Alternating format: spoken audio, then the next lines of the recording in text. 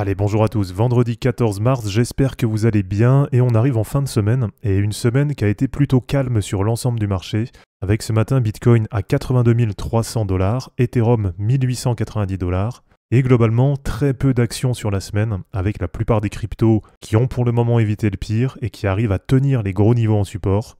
Et on va le voir après, quelques altcoins qui commencent légèrement à se réveiller, même si pour le moment, globalement, ça reste assez calme sur l'ensemble du marché.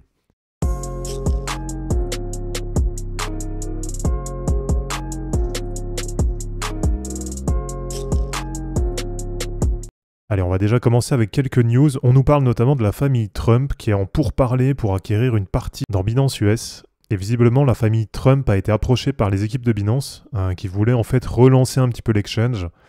C'est vrai qu'avec tout ce qu'il y avait eu autour de CZ qui était parti en tôle, etc., eh bien l'année 2024, elle était quand même assez compliquée pour Binance. Et on sait aussi qu'aux États-Unis, c'est plus Coinbase qui a le lead, notamment avec la gestion de tous les ETF, que ce soit ETF Bitcoin ou ETF Ethereum. Et donc là, ça va peut-être permettre un peu à Binance de se redévelopper, en tout cas de revenir sur le devant de la scène, parce que c'est vrai que même si aujourd'hui, Binance c'est toujours la plateforme leader, mais on voit bien qu'en quelques années, elle a quand même son impact sur le marché qui a bien diminué. Et donc là, pour le moment, les conditions du deal, elles ne sont pas encore bien précisées. Et donc on va suivre ça de près sur les prochaines semaines, puisque si jamais on a la famille Trump qui commence à prendre des parts dans Binance, ce qui pourrait être intéressant, ce serait s'il venait à pousser un peu la BNB Chain, et ça lui permettrait peut-être de redevenir la deuxième plus grosse blockchain du marché. Alors pour continuer, là on a Trump qui s'attaque au vin et au champagne européen avec des taxes records. Alors là c'est vrai que tout ce qui est droit de douane en ce moment c'est la grosse actu, et c'est en grande partie pour ça qu'on a pas mal d'indécisions sur les marchés. Et donc le président américain a menacé ce jeudi 13 mars d'imposer des droits de douane de 200% sur les vins, champagnes et spiritueux européens. Et ça fait suite à une décision de l'UE qui augmente de 50% les taxes sur le whisky américain. Donc de ce côté-là, on verra un peu où ça va nous mener. En tout cas, pour le moment, on voit que la guerre des droits de douane, elle est loin d'être terminée. Mais bon, déjà, ce qui est positif, c'est que comme un peu à chaque fois, on voit qu'au début des annonces, on avait le marché qui réagissait vraiment fort, avec vraiment des grosses corrections, derrière des grosses bougies de reprise, et puis encore des grosses corrections. Alors que là, on voit que petit à petit, ça commence à se tasser un peu, et probablement qu'au bout d'un moment, il y a un compromis qui va être trouvé, et que ça va nous permettre de réavancer plus tranquillement sur l'ensemble des marchés. Alors pour continuer, une actu qui va faire plaisir à la team XRP, puisque Ripple obtient le feu vert pour les paiements crypto à Dubaï. Donc là je trouve quand même que ces derniers temps, il y a pas mal de news positives autour d'XRP, autour de Ripple. Et là on a encore une fois la confirmation que l'Europe, c'est vraiment le dindon de la farce, avec toujours plus de lois, toujours plus de régulations, toujours plus d'interdictions. Alors que du côté des US, du côté de la Chine et du côté des Émirats, on voit qu'il y a vraiment un cadre pro-crypto qui est en train de se mettre en place. Et donc cette nouvelle licence pour Ripple, elle vient s'ajouter aux 60 autres autorisations qu'ils ont déjà obtenues à travers le monde, avec notamment des licences à Singapour, à New York, en Irlande et dans plusieurs États américains. Alors d'ailleurs à ce propos, restez bien connectés dans la journée, puisqu'hier en fin d'après-midi, je vous ai enregistré une analyse technique sur XRP, suite à pas mal de demandes qui avaient été faites notamment par les membres de la chaîne. Et donc pour ceux que ça intéresse, vous pourrez retrouver cette analyse sur la chaîne dans la journée. Allez, pour continuer, on va regarder un peu ce que ça donne du côté des prix, avec une semaine qui a été globalement assez calme. Et pour le moment, une nouvelle fois je le répète, mais je trouve vraiment qu'on a évité le pire sur le marché, avec vraiment les gros niveaux qui continuent à tenir.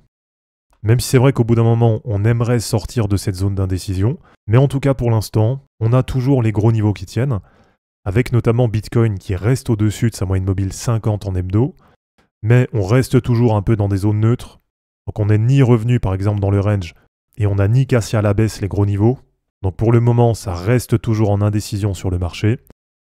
Du côté du total market cap crypto, là c'est pareil, on voit que la moyenne mobile 50, pour le moment elle arrive à tenir sur la semaine, et par contre, on voit qu'on n'arrive pour l'instant pas à réintégrer le canal descendant. Et sur les altcoins, par exemple sur la Total 3, là c'est un petit peu plus positif.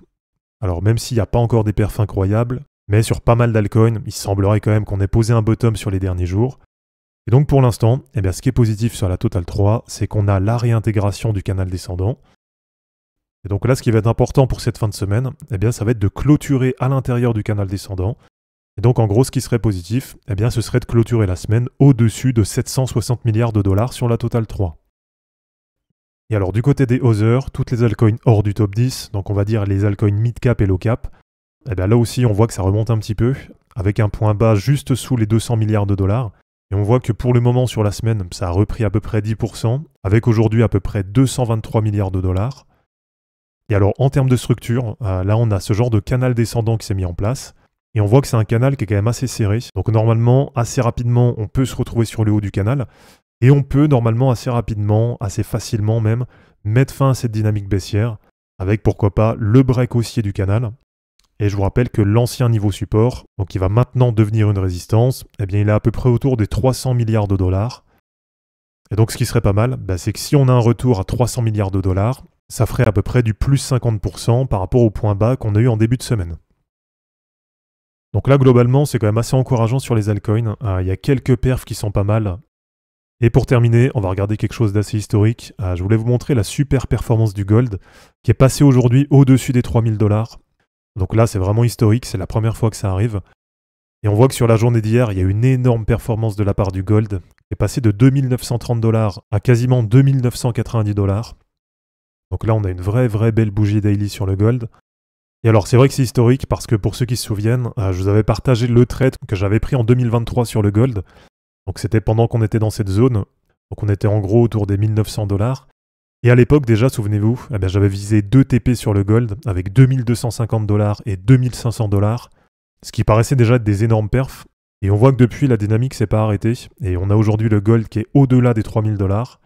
Donc à voir un peu jusqu'où ça va monter. Mais en tout cas aujourd'hui, c'est une journée historique puisque c'est la première fois qu'on voit le gold au-delà des 3000 dollars. Donc voilà les amis, merci à tous d'avoir regardé cette vidéo, j'espère que ça vous aura plu. Pensez à vous abonner, à liker et à commenter cette vidéo pour soutenir la chaîne. Pour ceux que ça intéresse, je vous mets en ligne tout à l'heure la vidéo d'analyse technique sur XRP. De mon côté, je vous mets tout ça en ligne et je vous dis à bientôt. Ciao.